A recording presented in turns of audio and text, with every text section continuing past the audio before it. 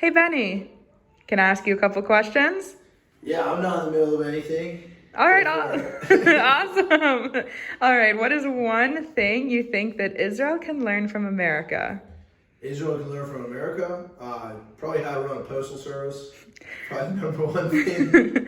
All right, and is there anything you think that America could learn from Israel? Yeah, I think the biggest phrase I hear here all the time is "leat leat," slowly, slowly, and it's everything in its time. They're just very good at being content, and I think it's admirable and something we could definitely take home. Yo, Jasmine, I see you're in the middle of something, so I'm going to interrupt you. Let's go.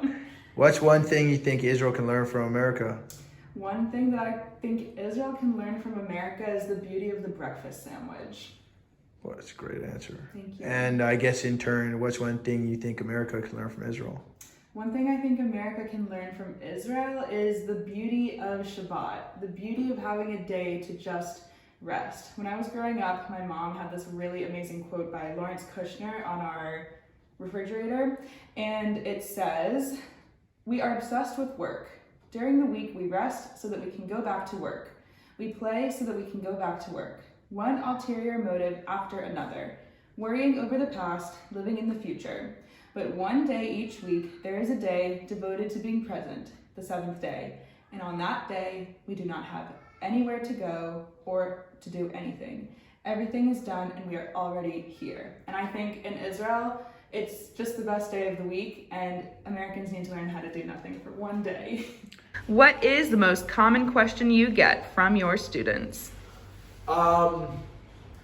Probably "Ich korim li," which means like "What's my name?" The equivalent is "See if I remember," and then probably close second is "Yesh lecha chavera," which means "Do you have a girlfriend?" All right, Jasmine. As many of us know, you love your tears. What has been a moment that has made you cry since you got here? A couple of weeks ago, I was sick, and my students made me a get well soon video, and it was so precious. How's your Hebrew after 3 months? אני יכול לדבר, אבל אי אפשר לומר ריש. That's impossible. But I'm really good at an Israeli accent.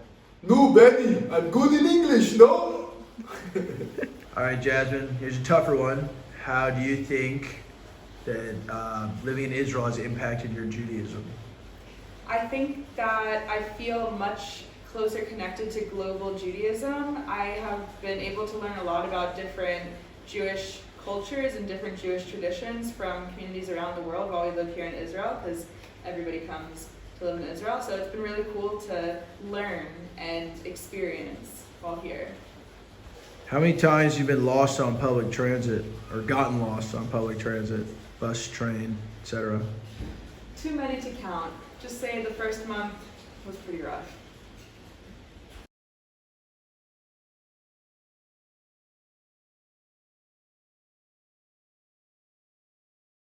Okay, so what is one thing that you learned about America since we became friends? We have a very strange food. I ate something last week.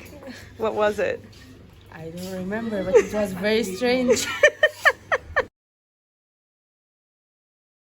I'm here with Ravit, the Minahelet of Merchavim.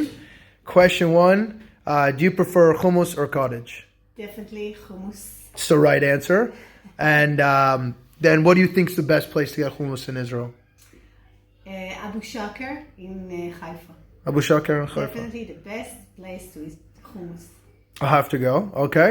Now the tougher question, which is what do you think Americans most misunderstand about Israel? I think it's the Palestinian-Israeli conflict. I believe that we are seen as the conqueror and the less compassionate that we are. And I wish Americans will take a better look at our place. Nice. Thank you. יערה, מה את אוהבת בארץ? את חג שבועות. חג שבועות, טוב. What's your favorite city in Israel? מה העיר האהוב שלך בארץ? זאת העיר של החילונים. Okay, Inbal, why do you think that having shlichim in our communities is important? Well, I think there are two main reasons for that. I would say that the first one is that by experiencing our lives in the different communities, we get as a team to understand the main differences and gaps between our communities. And then we also get to help teach one another and learn from one another about them, and then make the communities closer. Second reason, I would say that I feel like almost 100 years ago, when my family, like a lot of other families, left Poland and Europe, half of them basically went to Israel and the other half left to the US. And throughout the years, the relationship has maintained until at one point where generations grew apart, and then we don't have this relationship anymore, at least in my family. And I feel like being here is keeping the Jewish people together, not by being as family anymore, but just building new relationships. What do you think is the biggest difference between the United States and Israel that nobody prepared you for? That's a good question.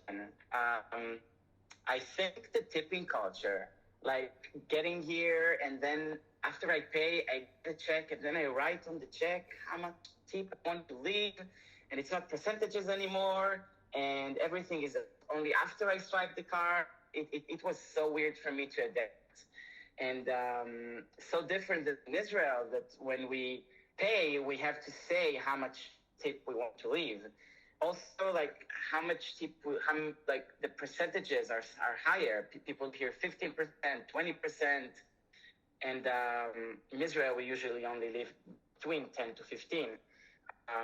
Also, like the way we do it at the bar, where if you order like a beer at the bar, why would I tip them? They didn't give me any service, but the culture is to tip $1 for every drink. Yeah.